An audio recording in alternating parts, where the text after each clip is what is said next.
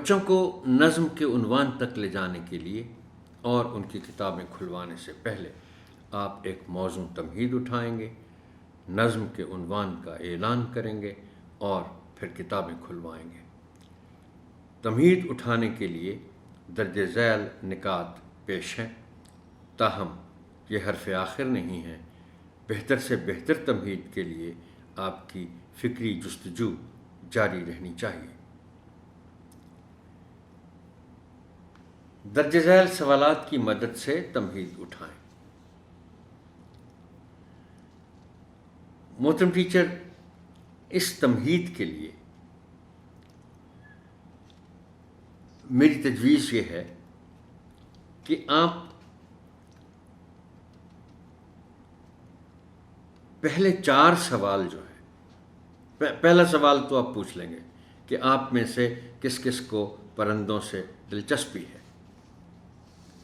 ظاہر ہے کسی کو دلچسپی نہ بھی ہو تو کوئی بچہ یہ نہیں کہے گا کہ جی مجھے دلچسپی نہیں ہے۔ اس کا جواب تو یہی آنا ہے کہ جی ہاں ہمیں بڑی دلچسپی ہے۔ اس کے بعد جو اگلے 3 سوال ہیں، دوسرا، تیسرا اور چوتھا، آپ بچوں سے کہیں گے کہ میں 3 سوال تختہ تحریر پر لکھنے جا رہا ہوں یا لکھنے جا رہی ہوں، تو آپ نے بیچ میں بولنا نہیں ہے، جواب نہیں دینا ہے۔ تو یہ تینوں سوال جب لکھ لیے جائیں گے تو پھر آپ میں سے پوچھا جائے گا، جس سے پوچھنا ہوگا جواب کے لیے۔ اب یہ سوال کیا ہے؟ وہ کون سا پرندہ ہے جو ننھا منا ہے، انسانی آبادیوں سے دور رہنا پسند نہیں کرتا اور اناج کے ساتھ ساتھ کیڑے مکوڑے بھی کھا لیتا ہے؟ اب ظاہر ہے سوال کے بعد بچے سوچنا شروع کر دیں گے، لیکن ان کو کہا چونکہ گیا ہے کہ آپ جواب نہیں دینا، فی الحال بولنا نہیں ہے۔ اگلا سوال ہے کہ وہ کون سا پرندہ ہے جس کے پاؤں اس کی جسامت کے لحاظ سے کہیں زیادہ بڑے ہیں؟ اور تختہ تحریر پر لکھے جانے والے سوالوں میں سے آخری سوال یہ ہے کہ وہ کون سا پرندہ ہے جو چوں چوں کر کے بولتا ہے؟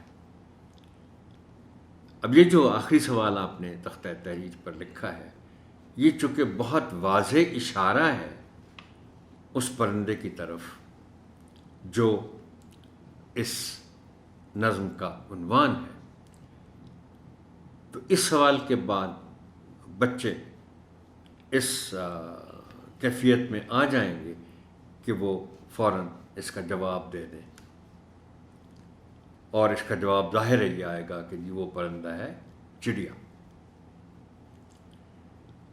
اب تمہید کے ضمن میں آپ کا آخری سوال ہوگا کہ کیا آپ نے کسی چڑیا یا چڑیوں کا غور سے مشاہدہ کیا ہے؟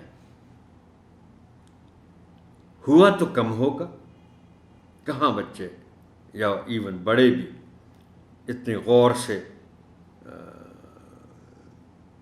سوائے اس کے کہ انہوں نے کسی پرندے کو پالا ہوا ہو اور وہ پنجرے میں موجود ہو، کہاں مشاہدہ کرتے ہیں۔ پھر آپ ان کو یہ بتائیں گے تمہید کے طور پر کہ چڑیا کتنا دلچسپ پرندہ ہے، اور درجہ بالا سوالات پر مبنی گفتگو کے نتیجے میں بچوں کو نظم کے عنوان تک لے جائیں۔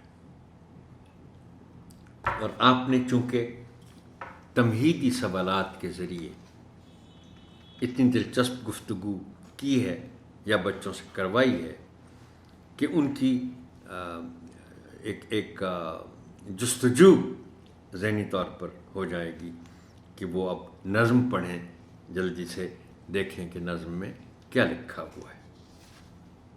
ایک تجسس آپ نے پیدا کر دیا ہے ان میں تمہید کے ذریعے۔